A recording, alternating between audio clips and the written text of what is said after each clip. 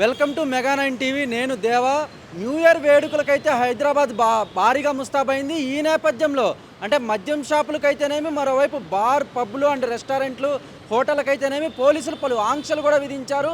అర్ధరాత్రి 12 గంటల వరకు మద్యం షాపులు అయితే తెరుచుకోనున్నట్లు ఇప్పటికే సీఎస్ శాంతికుమారి అయితే ఆదేశాలు జారీ చేశారు. అదేవిధంగా బార్ రెస్టారెంట్లు పబ్లు అలాగే హోటళ్ళు అయితే మాత్రం డిసెంబర్ 31 అర్ధరాత్రి 1 గంట వరకు కూడా తెరిచి ఉంచవచ్చు అన్నట్లు ఇప్పటికే ఆదేశాలు జారీ చేశారు. ఈ నేపథ్యంలో జూబ్లీహిల్స్ పరిధిలోని 36 పబ్బులు ఉన్నాయి. ఈ పబ్బుల్లో 4 పబ్బులకు మాత్రం పోలీసులు అనుమతించలేదు.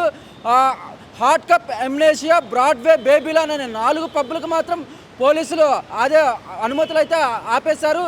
మొత్తం మీద కనుక ఈ 4 పబ్బులకైతే గతంలో గతంలో జరిగిన ఘటనలు అయితేనేమి, వాటి కేసుల వివరాలు అయితేనేమి వీటన్నిటిని పరిధిలో పెట్టుకొని పలు ఆంక్షలు కూడా విధించారు. ఈ 4 పబ్బులకు మాత్రం ఎటువంటి అనుమతి లేదని పోలీసులు అయితే స్పష్టం చేశారు. అదేవిధంగా న్యూ ఇయర్ వేడుకలకైతే మరోవైపు భాగ్యనగరం అయితే భారీగా ముస్తాబైంది.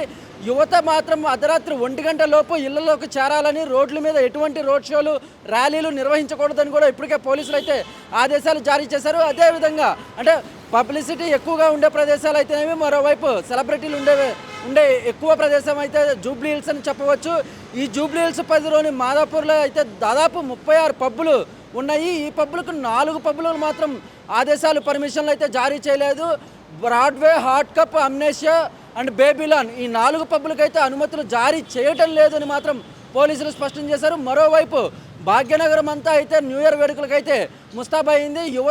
ఇప్పటికే యువత అయితే డిసెంబర్ 31న జరిగే ఈవెంట్స్లో అయితే పాల్గొనేందుకు ఆసక్తి కనబరుస్తున్నారు. అదేవిధంగా భాగ్యనగరంలోని పబ్లు అండ్ బార్ అండ్ రెస్టారెంట్లు, హోటళ్ళు ఇప్పటికే చాలా వాటికి బుక్ చేసుకున్నట్లు కూడా సమాచారం. ఇది ఇప్పటి వరకు అప్డేట్స్. కనుమ రానాతో దేవా, మెగా 9 టీవీ, హైదరాబాద్.